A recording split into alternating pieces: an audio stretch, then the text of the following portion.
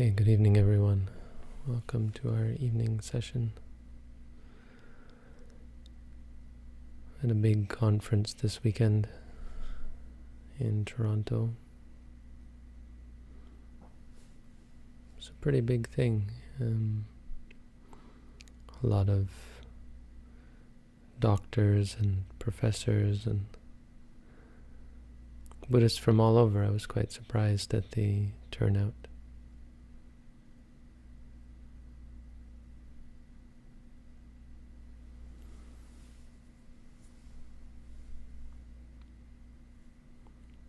Many kinds of Buddhism. There are many ways of looking at Buddhism. There are many parts to the Buddha's teaching. Many interpretations of those parts.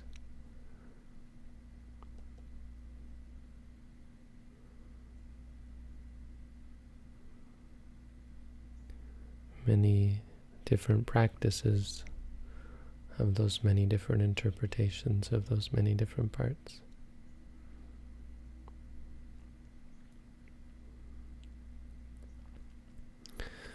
And so often there are many arguments and debates about the many different practices and many different interpretations of the many different parts of the Buddha's teaching.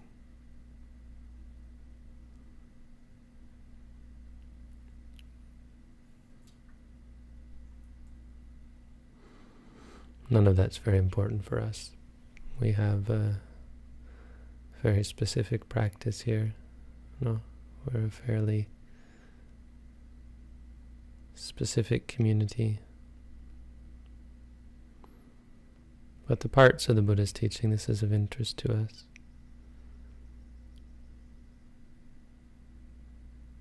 The Buddha said it's like a big tree.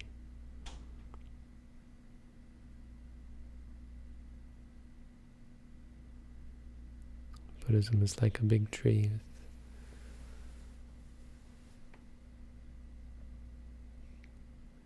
branches and leaves. So many beautiful things about the tree. Buddhism has, the Buddha said, Adi Kalyanang, Madhye Kalyanang, Priyosana Kalyanang. It's beautiful in the beginning, beautiful in the middle, beautiful in the end.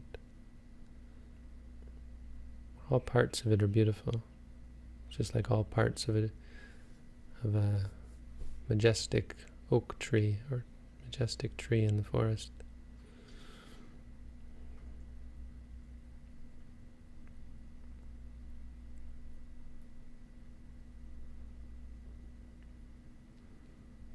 But he said not all parts of the tree are as useful. And well, even just putting aside that kind of a judgment statement, we can see that different people approaching the tree make use of it in different ways. So some people come to the tree and they just take branches and leaves, and flowers.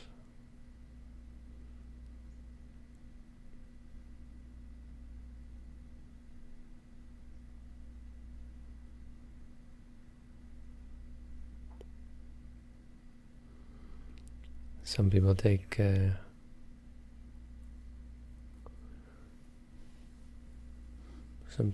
branches, some people take the bark of the tree. In olden times they would make bark dresses out of trees. There were certain trees you could pull the bark off and wear it like a robe. It's an easy way to get clothing.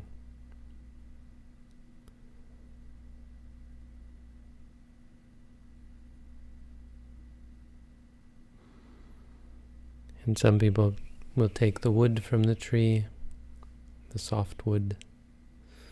And some people will take the heartwood, the very core, the very essence of the tree.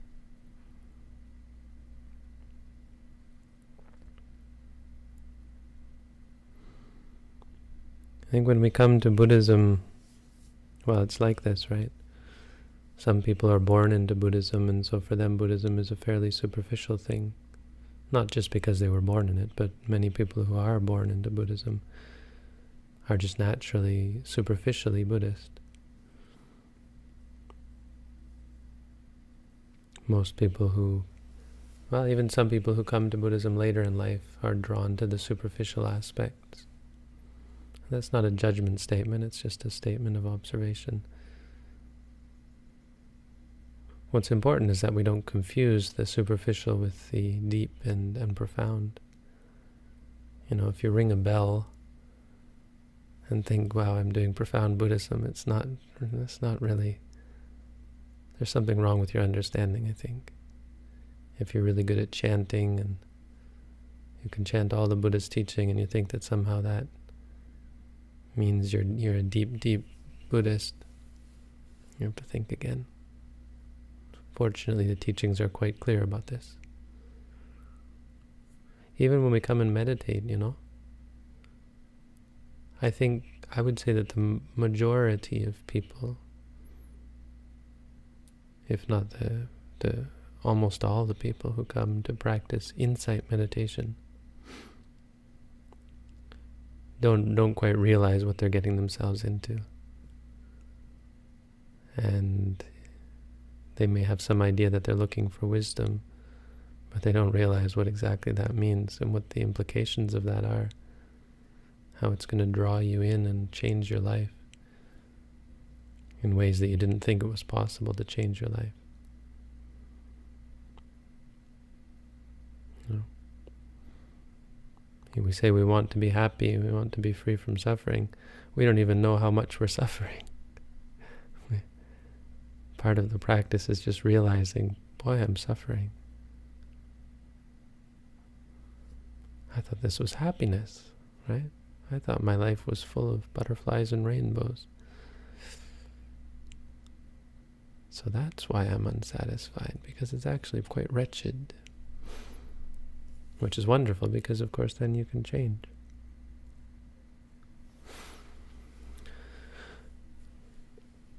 So it's quite possible that someone comes to the tree and just looking for some flowers. But as they look at this tree, they say, hey, I could make a house out of that. And they cut it down and take it home with them. Kind of like that. I don't like the analogy of cutting down trees. I'm not really fond of this simile in that sense. Trees, I think, are just fine the way they are. No need to cut them all down. But nonetheless, you can't confuse the heartwood of the tree with the leaves. So the Buddha said there's some people, in the same way with Buddhism, some people come to Buddhism just for the materialism, the material aspect. This is when you see in many Buddhist countries there are golden temples, they call them, and brightly colored statues and paintings and chanting and ringing of bells. This is spiritual materialism. They were talking about this at the conference, and they talked about it a little bit differently, but in my mind this is what spiritual materialism is. We get into the religion for the material aspects. I mean, a very common one is people go to live in Asia, they'll go to live at monasteries because they can get food, you know. Some people even become monks because it's an easy way to get food.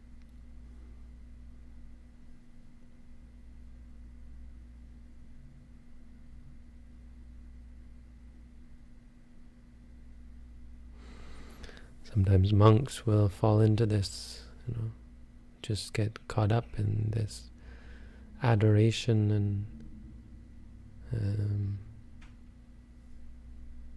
this support, you know, the sort of respect and faith that people put in them, and it's easy to get lazy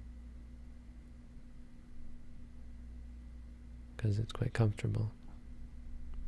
Buddha said this is like someone who finds the leaves goes into the forest, maybe they're looking for the heartwood of the trees.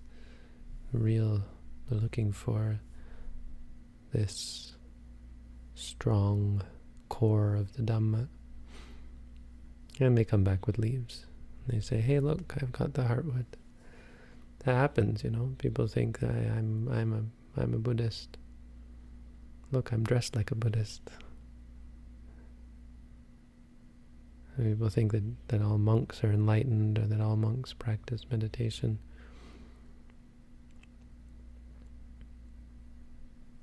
Not true. Some people are just in it for the material aspects. So even here at the meditation center, it's possible you can get quite comfortable.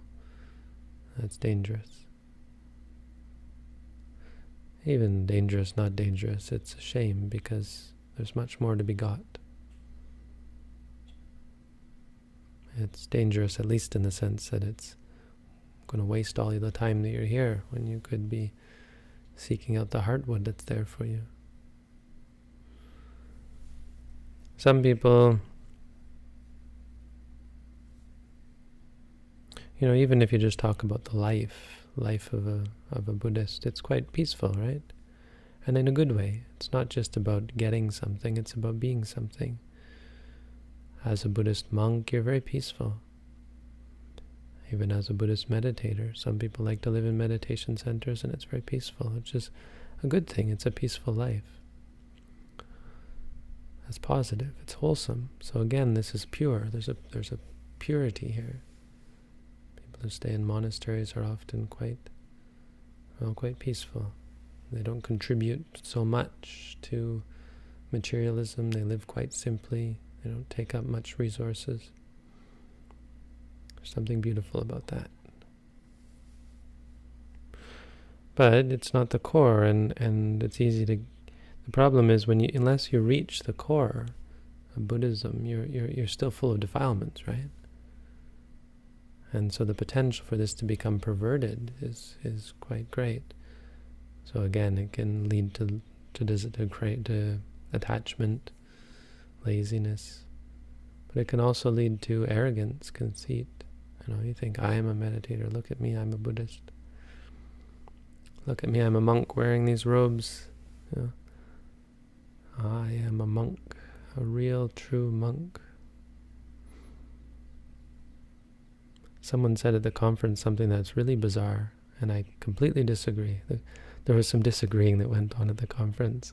I wasn't part of it. But now that I'm safely back at home, and it's not like anyone's going to hear this. It's not like it's going on the internet or anything. Oh, wait. No, someone said, I don't mind. It's okay. Healthy debate is fine. Someone said, the Sangha, when we pay respect to the Buddha, the Dhamma, and the Sangha, it's always monks and nuns.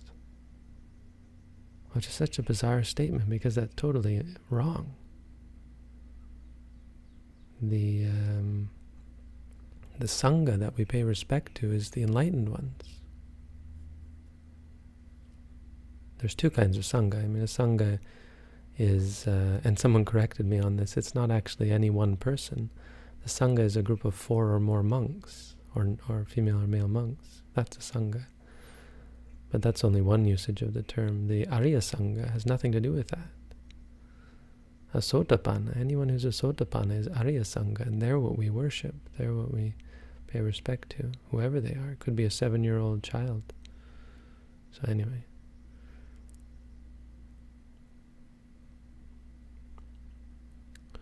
We often think, hey, I'm something special.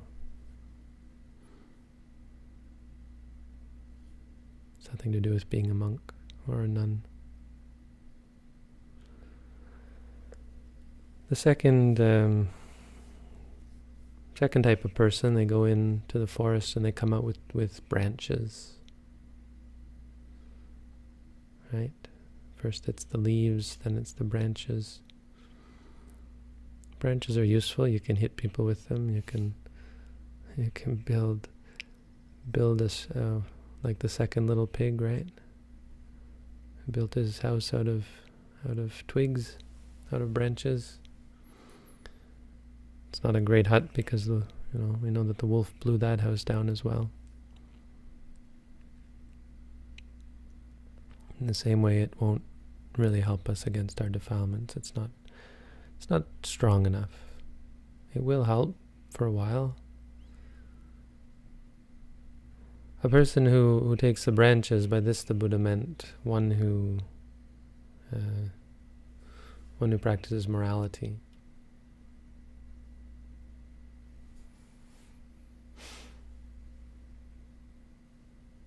One who actually lives the life, keeps the precepts.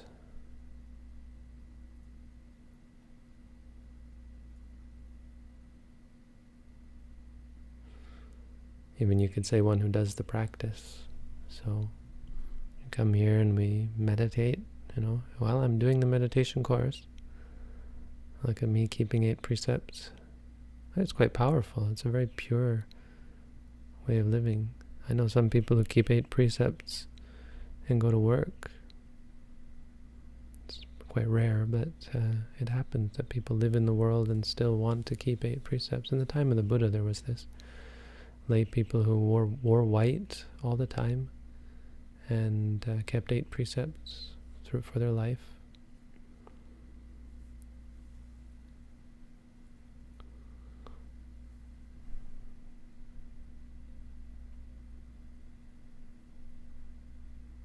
And it's good. I mean, it certainly supports your practice. It's the very foundation of meditation practice. Just to say that you could have meditation without ethics is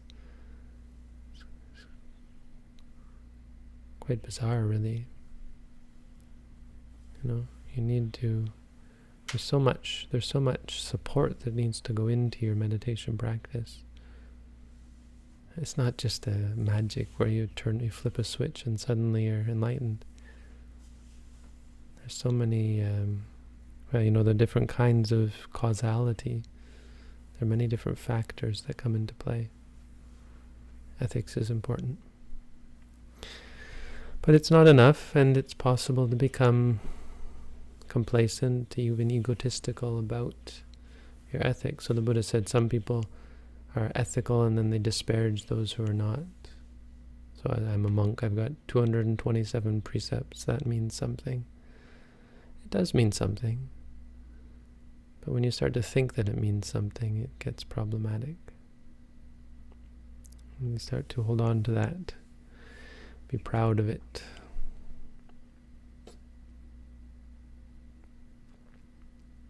You get stuck there. You're the second little pig who made his house out of twigs, out of branches.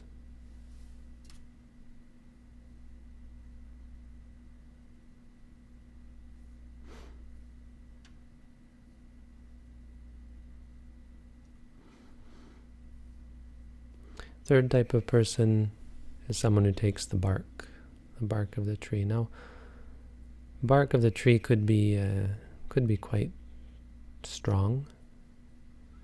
I don't know. I think the bark is actually pretty weak, but let's just say the outside of the tree.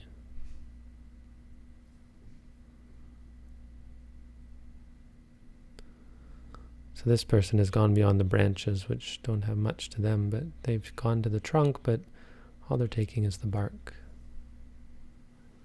So maybe it's good to make a roof out of, keep the rain out. This is a person who practices concentration, practices samadhi, or someone said at the conference, concentration isn't a good translation, and they said tranquility, which isn't a good translation either, but focus might be better. Samadhi, because samadhi comes from the same sort of root as same. Or in Thai they say samam sama. Sam seems to be this root of, sort of finding the middle way, really. So when you focus a camera, it's not about concentrating, right? When this camera is in focus, or out of focus, it's somewhere in the middle. It's tweaking the mind and getting the mind well tuned. when the mind is in tune. That's what samadhi is.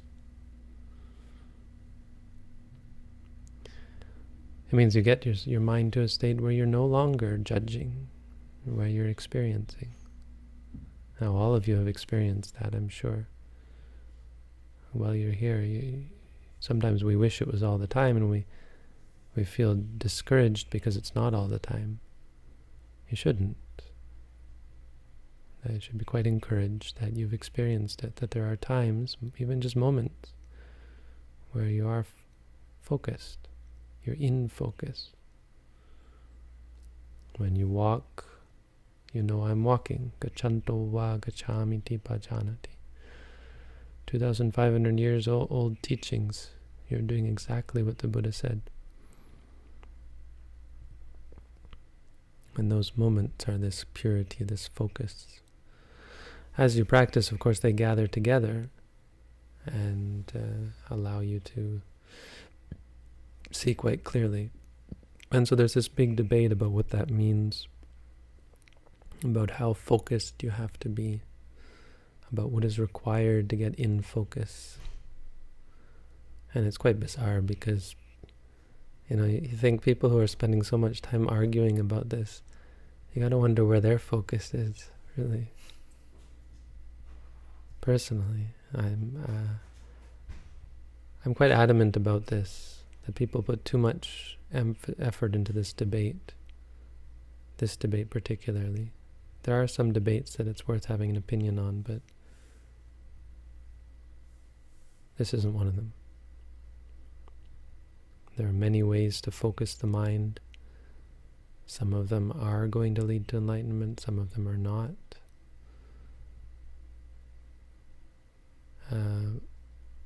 But when you start getting into this idea that only my way is true focus, it's really bizarre.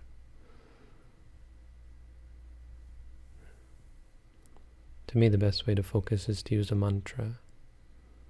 It helps you become clearly aware of the object. So I talked about this over the weekend. What the Visuddhimagga and the Orthodox tradition says about sati. And it fits quite well with what we do because it involves this reaffirmation of your experience, which keeps you focused on the experience so that you're confronting it, you're not forgetting it, you're not wavering from it, you're guarding the mind. These are all what the texts say about sati. It's not a word that's there's not a lack of understanding of what this word means in the tradition. It's just we don't talk about it. We hear the word mindfulness, and so we already know what that means, and so we have a vague idea. It's nothing to do with the original meaning. Very little to do anyway. So when we use this mantra, we repeat to ourselves, seeing, or even if it's a concept, if you're looking at a candle flame and you say fire, fire, that's a form of, you're definitely focused, right? I don't think we have to worry about what is focus, what is not focus, what is right focus, and so on. That clearly to me is focus. And if you do that enough, in many different ways, you're going to gain this profound focus that the Buddha called jhana, and which leads to insight. But there are those people who become very, very complacent with their focus. Usually they focus on the wrong thing. They're focused on a concept. People like to focus on the comfortable things. We want to focus on what's stable, satisfying, controllable.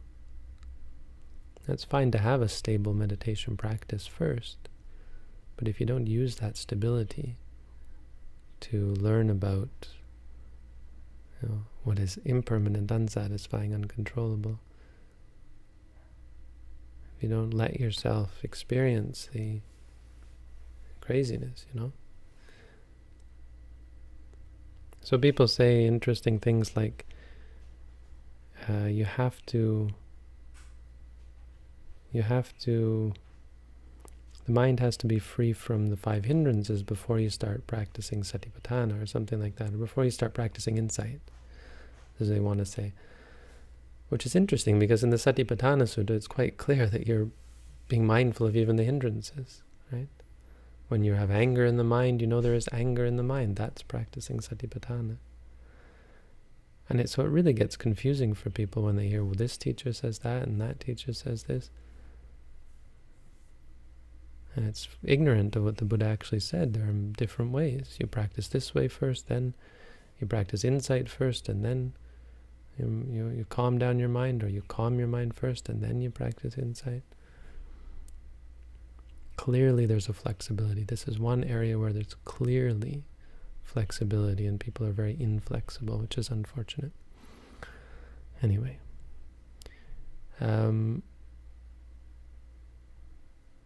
So we focus. People get focused, and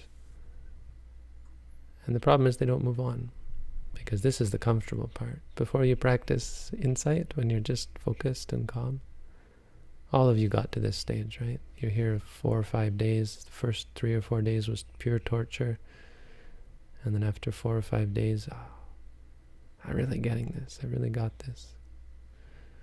And that's when the real danger starts, because now it's comfortable. You were willing to push on further with the hope that it was going to get comfortable. But now that it is comfortable, why do I have to keep working? Why do I have to be mindful of this? Because it's not enlightenment. It's not the way out of suffering. It's a part of the way. It's a very good support of the way, but it's not enough. And so you can become conceited about it. You can become attached to it.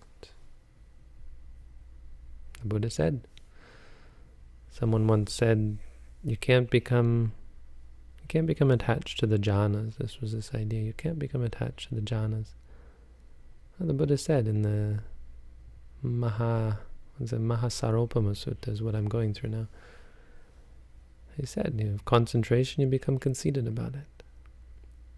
You can even become conceited about insight. So the next one, a person practices what we're all practicing. Gain great insight. You learn about yourself. You reduce your conceit, your arrogance, your attachment, your delusion. It all gets reduced. It's great.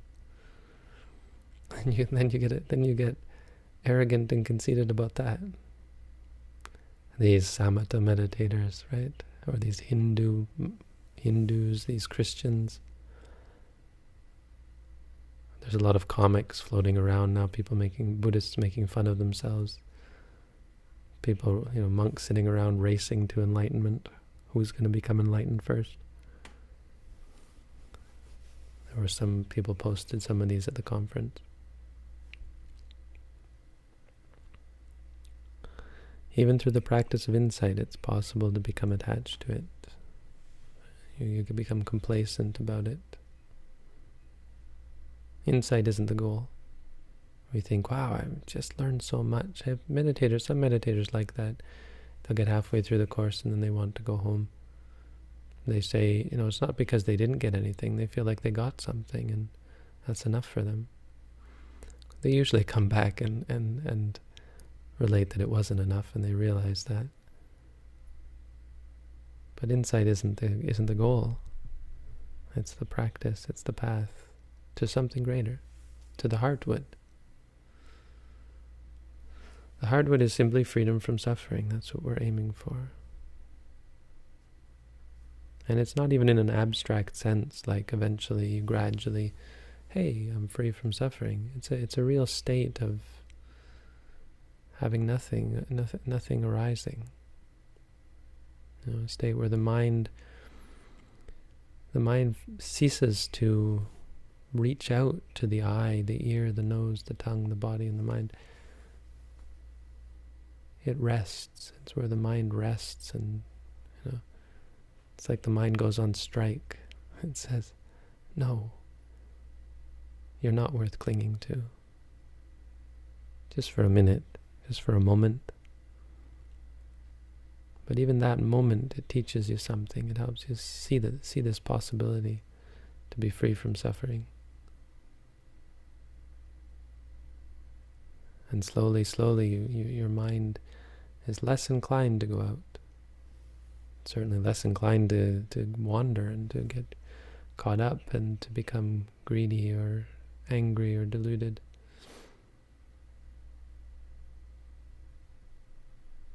But that's what we're aiming for. That there is no danger. There's no danger of becoming conceited about your enlightenment, about your freedom from suffering. There's no danger about being conceited about being an enlightened being. So if someone is conceited, it's certainly, if they're conceited about their attainments, it's certainly a sign that they may not really have achieved those attainments. But I said I would try not to try to present it non-judgmental. I think that's important. It's important to be clear that all of this is beautiful and all of this is good. And I think even more important and worth mentioning is the idea that it leads you onward. There was this story of this man who came to the monastery. He just came there because he was going to kill someone. So this guy goes around getting everyone. He wants to make this big donation, so he gets everyone to put a little bit of food in. They're going to get everyone in the village or in the city's food and make a big offering to the monks. And this one really rich guy was very stingy, and so he just put a few rice grains in. He was really disdainful. And the man took those grains and he put them aside. Maybe a handful of grains. And he put them aside and didn't mix them with all the other rice. And this rich man saw that and he thought, he's going to make a laughingstock of me. He's doing this so that he can say to them, look, the rich man gave just this much. And he got very angry, and so he went to the monastery and had a knife under his robe. And he watched when this man gave the food. And he watched, and what the man did is then he took this handful of rice and he cooked it and he put a little bit in all the food. And he's like, I don't know what he's doing. This man with a knife, I don't know what he's doing. And he got ready. He said, if he says anything, I'm going to just stab him. This was not a meditator. And so this man, the donor guy, he presents it to the Buddha and all the monks, and he says, Venerable Sir, all the people in the city put their food together. May they all share in the benefits equally. And this man with a knife, he was stunned when he realized what this man had done. He had taken his rice and made sure that some of it went to all of the people, so that this rich man could also get benefit from thinking that he had fed all these monks. I tell that story because it's, even someone who came to the monastery with that intention, it brought him, and then he became quite interested in the Buddha's teaching and maybe even enlightened, I can't remember. But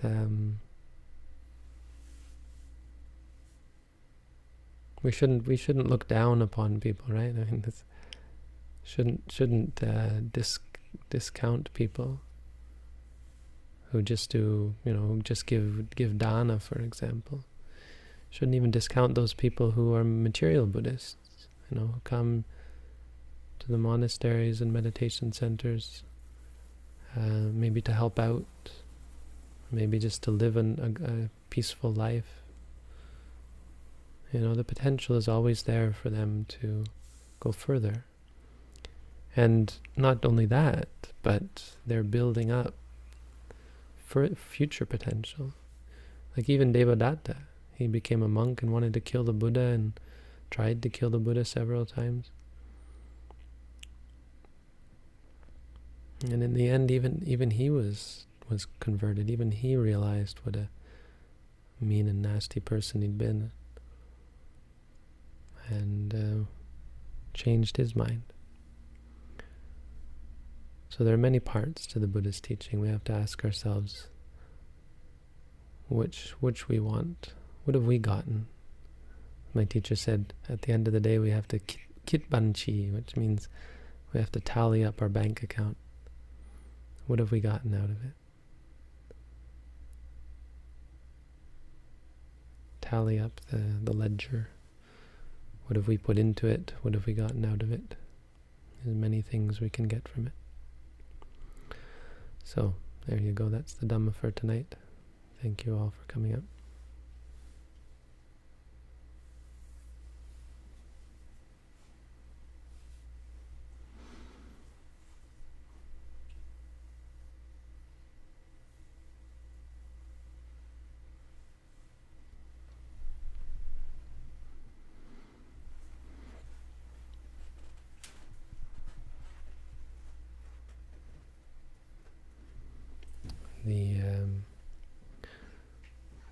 The conference was quite surprising, actually, how the results of it.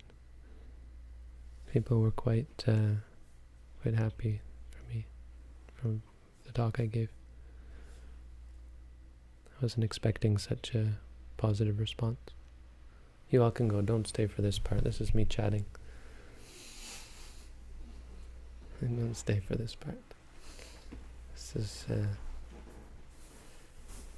This is the social aspect of Buddhism.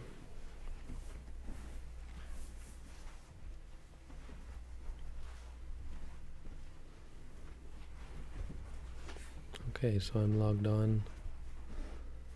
See if we have, how many questions we have. Not too many. So yeah, at the conference, many people were happy. You know, I mean, I'm not trying to toot my own horn, but you know, it was great. It was fruitful. So everyone, I tell you the good thing that happened this weekend from something I was able to reach a bunch of people. Everyone can anumodana, and we feel good about that. It's a thing we do. There's a kind of a sense of a wholesome, it almost sounds like bragging, but it's not meant to be bragging. It's like, hey, I did something good. And we tell each other why, so that other people can feel good about it. You know, we don't do it to brag, you see. We do it because, and this is important. I think we miss this. In Asia they do this. Often it's to brag, but you share the good things you did. You tell people the good things you did. And we be clear that we're doing this because we want to tell each other. We want to hear about these things. We want an opportunity to hear about other people's good deeds so that we can express our appreciation. It's mudita. It's kusala. It's a good deed, good karma to appreciate other people's good deeds.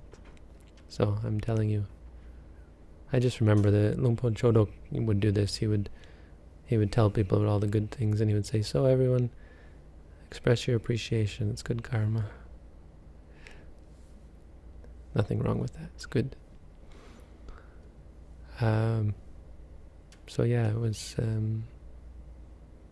it just surprised me that people were looking for that kind of thing, that it was, you know, what really, and it shouldn't surprise me, but it's encouraging because this is a teaching. If any of you, many of you I think did watch it, but this is a teaching. It's not my teaching, you see, but this is a teaching that gets right to the heart of what mindfulness is, and you never hear it. That's why was I teaching that? Because that's how I feel. This is something, hey, mindfulness is not something that's hard to understand. And everyone says this, that there's so many misunderstandings. You'll hear again and again people tell you, you know, there's many misunderstandings about what mindfulness is, but nobody has a good definition. But there is a very good sort of framework of understanding mindfulness based on the ancient texts. Anyway, that's enough about that. So let's get on to the questions. Is preference a form of craving? Preferring coffee to tea? Yes, definitely. Living in the forest instead of civilization? Well, yes, there can be something we'd call preference, but it's not preference. It's an understanding of differences. So if living in the forest is going to help your meditation, then understanding that is going to lead you to intend to live in the forest. But if you get upset when you're not living in the forest, that's preference, that's attachment, that's problematic, unwholesome. I'm currently studying clinical psychology. What is your take on psychology? I don't have a take on it. What is your take on mindfulness, meditation, and therapy? Yeah, sure. Anywhere you can use this four satipatthana. I guess the question is, are they actually practicing the four satipatthana? If they are, then absolutely. We have no copyright on the Dhamma. We don't put a copyright on it. Imitation is the most sincere form of flattery. I think that's a good saying. People respect Buddhism by practicing it. They don't disrespect Buddhism by practicing it. Now, if they get it wrong or take things away that are necessary, add things that are unnecessary, that's on them, that's not on us. When it's said that a mind is malleable, does it mean that it can be applied to any purpose? Yes. And it's not so much about any... Yes. It's not about being any purpose. It's about how well it can be applied to any purpose. Yeah, it's correct what you're saying. And it's not just whether it can. What I mean to say is, it's not just the breadth of application. It's the wieldiness or the... I don't know. I mean, there's two. I think there's two terms. One is wieldy. One is malleable. I can't remember. You'd have to look up in the Abhidhamma what they are, but basically it's that. It's the ability to apply the mind. How well you're able to apply it to anything.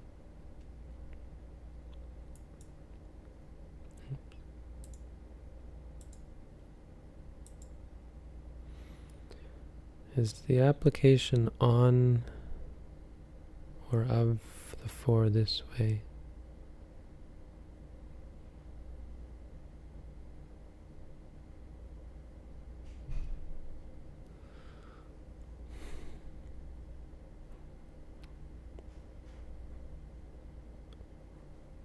No, you're equating things that shouldn't be equated.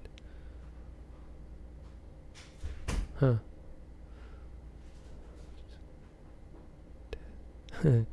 That's interesting. No, just because there's four doesn't mean they can be equated that way. No, absolutely not. I'm in disagreement with that, what you've done there. I'm not trying to criticize you, but I'd caution very much. Just because there's four things doesn't mean you... The commentaries like to do this, and sometimes you have to say, I'm not quite sure. But the commentary wouldn't go that far as you've gone. I don't think. So, I mean, I'm not the arbiter of Buddhism, so I can always be wrong. There are many times when there's nothing in the mind and I'm not being mindful of my senses. It's not peaceful, but stressful, anxiety. Slip in a state while trying to be mindful. Well, if you're stressful or anxious, say stress. There isn't nothing, there's stress or anxiety. If you feel quiet, not very peaceful, but quiet, then you'd say quiet, that's called passaddhi, which means tranquility.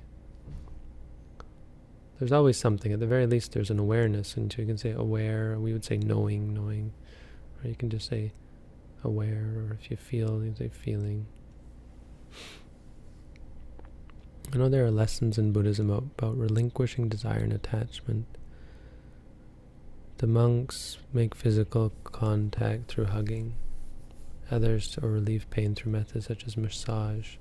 Yes, I don't know about hugging. Hugging is, I understand people are very adamant about how good it is. Not really convinced. Massage is just a physical, useful thing. If you massage someone's legs, old monks get cramps and so on, and tense legs, muscle fatigue, and I think massage is good for that. But as far as the psychological benefits, well, that's just a crutch. We're much more hardcore than that. You've got to learn to let it go. I sometimes hug someone who's feeling bad. I mean, it's not wrong. It's fine. It's just, it is somewhat problematic because it leads to a good feeling, and you like that good feeling. So it's like crying. Crying makes you feel good. Hugging makes you feel good. But it's addictive, Does sota mean the radio? I don't know. You're the same person. I'm somewhat skeptical looking at your second question because your first one was.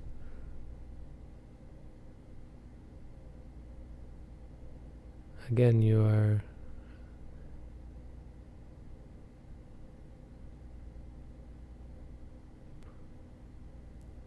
Too complicated. Not. I'm sorry. Modern mindfulness. There are many scientific studies done on benefits of mindfulness, but what concerns me that they're only mindfulness, not the full Buddhist teachings. Right. Well, someone made an interesting point at the conference. I asked the same sort of question, or the same sort of question came up. And someone said that what they notice is that when you practice mindfulness, you become more ethical. So he said, where's the ethics? Well, it's interesting how mindfulness makes you ethical. I'm not so concerned about that. Mindfulness is such a good guide that it'll show you what else you need. It'll show you what's necessary and what's unnecessary.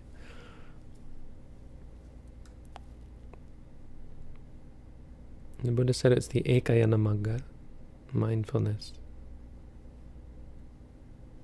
He was very, very adamant about the importance of mindfulness. He said it's satya vipavasa appamadoti uchati. Someone who is never without mindfulness. That's what means appamada.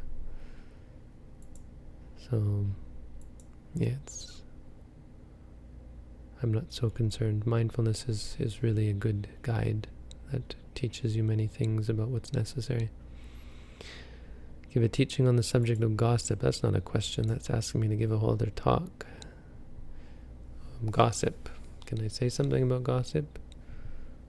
Gossip is only done away with at the arahant stage. So even a sotapanna still is gossip. Sorry, maybe not. Gossip, if it's referring to trying to divide people, right? Telling divisive gossip, right? No, that's something else. That's done away with at anagami, I think. But, it's wrong. What do you want me to say? It's harmful. Being mindful will help you see it. During a retreat, people can report their progress. Teacher suggested to keep a diary. Lately, I experienced problems with reporting. If I hear the instructions word for word, but I'm unable to hear its entire sentence. At home, although I know for certain that there was a moment, I often can't recall the beginning of the session. What should I report in those cases? You don't have to report. The teacher will ask you questions. I don't know. The different teachers have different expectations. What I want to know, and it doesn't require you to think to keep a journal, is really what's different today than it was yesterday or this week from last week. What's new? And I don't think you need to have strong memory or anything for that. You just have to tell me what's of interest this week. If there's nothing, if it's just going smoothly, there's not much to report. We want to know what's arising. Is there pain? Thoughts about the past or future? The hindrances, are they coming up? That kind of thing.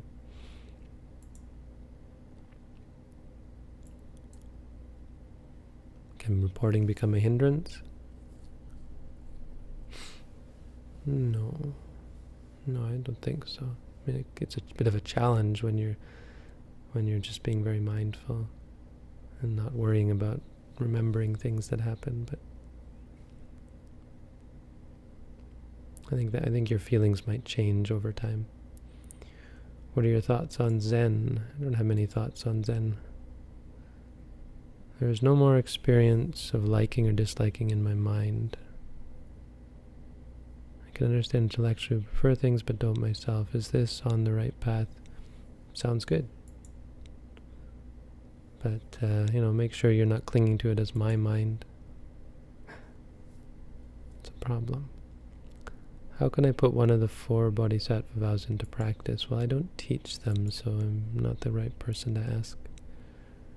When not formally meditating, such one be mindfully of everything. This isn't just me, this sentence doesn't make sense, right?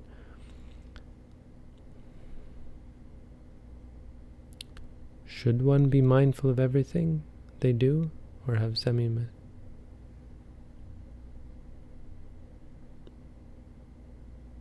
It's not a question even. I think it's trying to be a question. I think you need to reformulate that and be careful of your grammar. And I mean, bad grammar is fine, especially if you're not an English speaker, but if I can't understand it, I can't answer it. Okay, that's all the questions. Thank you, everyone. Have a good night.